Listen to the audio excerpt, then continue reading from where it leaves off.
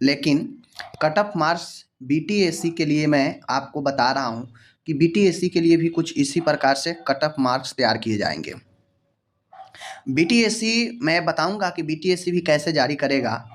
अब आपको पता होगा, जैसे कम्युनिटी हेल्थ में मेल और फीमेल, आपको पता है फीमेल में बिहार में 35%, कोई भी सरकारी नौकरी में 35% आरक्षण है। यानी टोटल उस कैटेगरी में जितना भी पोस्ट है, अगर 100 पोस्ट है उसमें से 35 पोस्ट महिला के लिए आरक्षित है। 65 पोस्ट जो होगा ओपन होगा, जिसमें बाहर के लोग, बिहार के जो भी बॉयज कैंडिडेट होंगे वो सब के सब जो है आएंगे 65% में। 35% सिर्फ बिहार की महिलाओं के लिए है। ठीक है, अब यहाँ पे उसी क्रोनोलॉजी को लागू यहाँ पे किया जाएगा बीटीएससी का जब स्कोर कार्ड आएगा तो। ठीक है, देखिए जैसे यूआर कैंडिडेट में फीमेल है मेल है। अब सीएचओ में हुआ क्या कि फीमेल सभी कैटेगरी में मैं बात करूँ तो फीमेल का ज़्यादा था, कट ऑफ मार्क्स। ठीक है, फीमेल का ज़्यादा था और मेल का कम था, बात समझिएगा। अब जो ओपन था तो ओपन में जो रखा सब में कम है। ओपन मतलब होता है खुला, जिसमें बाहर के भी लोग होंगे, बिहार के भी होंगे, जो यूआर कैटेगरी में आए होंगे वो होंगे। ठीक है ना, तो कुल मिला के जो फीमेल था सब में देख लीजिए, सारे फीमेल में देख लीजिए जो है मेल ओपन से ज़्यादा है, सारे फीमेल में। ठीक है, तो कुल मिला के जो आपका कट ऑफ तैयार किया जाएगा वह कट ऑफ जो होगा मेल फीमेल का बीटीएससी में भी अलग अलग तैयार किया जाएगा। एज फॉर एग्जाम्पल, जैसे आप लोग को पता है कि 30% मार्क्स जो है सीएचओ में मिनिमम लाना था, लेकिन बीटीएससी में 32% मिनिमम है, जिसमें एससी एसटी और महिला बिहार के कोई भी है उसके लिए है। ठीक है, 32%।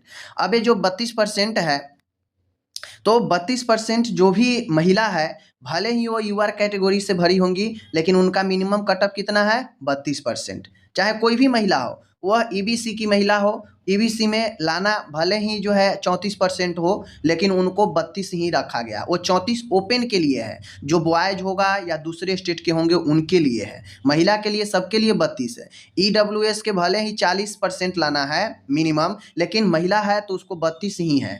ठीक है ना, वो 40 उसके लिए है जो बॉयज कैंडिडेट है या जो बाहर के होंगे। ठीक है, ईडब्ल्यूएस तो वैसे भी बाहर वालों को नहीं मिलेगा क्योंकि बिहार सरकार का जॉब है।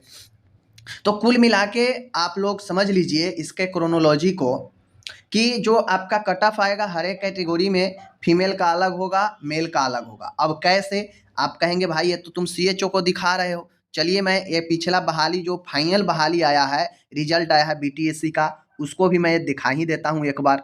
तो ये देखिए, ये 13 अगस्त को जो है जारी किया गया किट संग्रहकर्ता का रिजल्ट। किसका? किट संग्रहकर्ता का रिजल्ट, जो जनवरी में बहाली निकल के आई थी।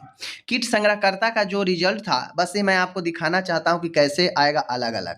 देख लीजिए यहाँ पे, जैसे टोटल जो 53 पद पर बहाली था टोटल, उसमें 18 यूआर का था, महिला का 6 था और पुरुष का 12 पोस्ट था। ठीक है ना, और ये 6 पोस्ट महिला का आरक्षित था, तो समझ लीजिए इसलिए महिला का 6 पोस्ट हो जाता है। उसी प्रकार से 35% हर एक विभाग में आरक्षित है महिला का, तो उस अकॉर्डिंग स्टाफ नर्स में भी जो भी यूआर का सीट होगा 35% महिला के लिए होगा।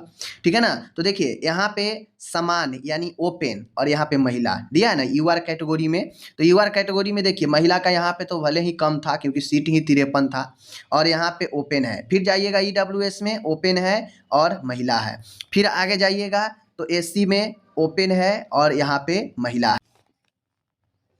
तो कुल मिला के जो स्टाफ नर्स का जो आएगा कट ऑफ आएगा, वो भी मेल फीमेल अलग अलग आएगा हर एक कैटेगरी में। ठीक है, तो जिस प्रकार से आप सीएचओ में देखें कि फीमेल का ज़्यादा रेशियो था, फीमेल का कट ऑफ कहीं ज़्यादा था ओपन से, तो ये बात आपको भी मानना पड़ेगा कि आगे बीटीएससी का जो होगा, बीटीएससी में भी कुछ वैसा ही होने वाला है। समझ गए ना, तो बीटीएससी में भी कुछ वैसा ही होगा कि जितना हो सके मेल का थोड़ा सा ओपन में थोड़ा सा कम रहने वाला है और फीमेल का थोड़ा सा ज़्यादा रहेगा। भले वो सब ओवरऑल कट ऑफ कम ही जाए, ठीक है ना, लेकिन जो फीमेल है उनका रेशियो ज़्यादा रहेगा। क्यों रहेगा? क्योंकि वो 35% ही है, 35% ही आरक्षित सीट है, बाकी ओपन है। तो ओपन में सीटें ज़्यादा है तो वहाँ पे चली जाएंगी। बाकी महिला सब तो ज़्यादातर नर्सिंग में होती ही है। तो ये जो है आपका जो CHO में, भले ही CHO का कटअप थोड़ा सा ज़्यादा है, उतना कटअप यहाँ पे BTSC में नहीं आने वाला है, ये बात फिक्स है। लेकिन मैं आपको बताया हूँ कि कैसे कटअप तैयार किया जाएगा, ठीक है, ध्यान रखिएगा। दूसरी चीज़ें, यहाँ पे जो कटअप लागू किया जाएगा, वह जो कटअप लागू किया जाएगा यानी जो फाइनल मेरिट आएगा, जिसमें आपका अभी तो ये DV के लिए मात्र दिया गया है, ठीक है, DV के लिए क्वालिफाइड डिसक्वालिफाइड है। आगे जब इसका फाइनल रिजल्ट आएगा तो जो गुना भाग करना है, वो गुना भाग होने के बाद ही आपका जो है फाइनल मेरिट बनेगा। अभी एक क्वालिफाइड डिसक्वालिफाइड के लिए किया गया है। जब फाइनल मेरिट आएगा तो जो आपको गुना भाग करना है उतना करके ही जो है आपको फाइनल लिस्ट दिया जाएगा। बात समझिए यहाँ पे। अब आप कहेंगे भाई ये गुना भाग क्या है, तो देखिए यहाँ पे लिखा है कि जितना आप मार्क्स प्राप्त किए हैं वो उनमें 0.75 से गुना करके किया जाएगा। जैसे अगर आप 50 नंबर लाए हैं, 0.75 से गुना होगा तो आपका मेरिट में 37.5 अंक बनेगा और इसी पर जो है मेरिट तैयार होगा। अभी जो आया है वो सिर्फ क्वालिफाइड डिसक्वालिफाइड इस बेस पर हुए हैं कि आप मिनिमम मार्क्स पार किए हैं या नहीं किए हैं आगे DV कराने के लिए। लेकिन DV के बाद जो मेन कट ऑफ जो बनेगा वह 0.75 पर बनेगा, 0.75 पर बनेगा। बात समझ लीजिए, ठीक है। तो कुल मिला के चाहे वो 0.75 पर बने चाहे सीधा रो मार्क पर बना दे, वो जो है उससे कोई ज़्यादा फर्क नहीं है। अगर आपका नंबर अभी अच्छा है तो उसमें भी 0.75 से गुना होगा तो कुछ फर्क नहीं पड़ेगा, क्योंकि आप में ही नहीं सब में 0.75 से गुना होगा। ये 0.75 के गुना का माजरा इसलिए रखा गया है क्योंकि यहाँ पे एडजस्ट करना था एक्सपीरियंस वाले को। एक्सपीरियंस वाले को एडजस्ट करने के लिए इन्होंने 100 नंबर का एग्जाम लिया, 100 क्वेश्चन, ठीक है। इन्होंने सोचा हम उसमें 0.75 से गुना कर देंगे तो 75 हो जाएगा और बाकी 25 जो है एक्सपीरियंस का दे देंगे, टोटल 100 पर हम जो है सिलेक्शन लेंगे। यही रीजन था, एक्सपीरियंस को जगह देना था, इसलिए इन्होंने 0.75 से गुना करने का एक तरीका अपनाया, ठीक है, ताकि वो भी खुश और इधर भी खुश। तो कुल मिला के यही बात है और आप लोग तैयारी कीजिए, आगे जिनका भी बेहतर रिजल्ट्स है आप लोग आगे की तैयारी करें, ठीक है।